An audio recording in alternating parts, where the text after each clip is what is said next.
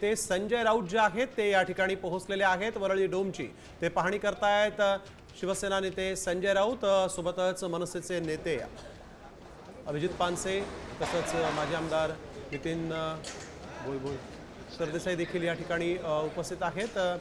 ही दृश्य आपण बघतोय यावेळेस संजय राऊत हे पाहणी करण्यासाठी आलेले आहेत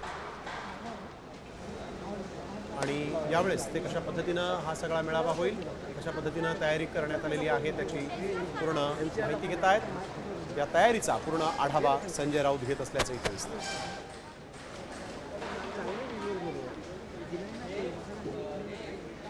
वैदेही कार्यकर आमच्या प्रतिनिधी आपल्यासोबत फोन लाईनवरून जोडले गेलेले आहेत। वैदेही, काय अधिकची माहिती ठाकरे सेनेकडून वरळी डोममध्ये पाहणी होतीये?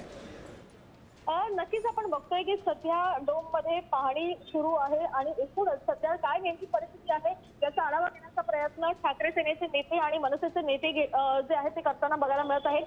संजय राऊतही त्या ठिकाणी पोहोचलेले आहेत, अभिजित पानसे देखील आहेत। त्याच्यामुळे एकूण रूपरेषा कशा पद्धतीनं असेल आणि स्टेज वर नेमकं कोण असतील आणि कशा पद्धतीनं व्यवस्था करण्यात येणार आहे या सर्व गोष्टीची पाहणी आणि चर्चा या बैठकीमध्ये होते। बिलकुल, धन्यवाद वैदेही आपण दिलेल्या सविस्तर माहितीसाठी।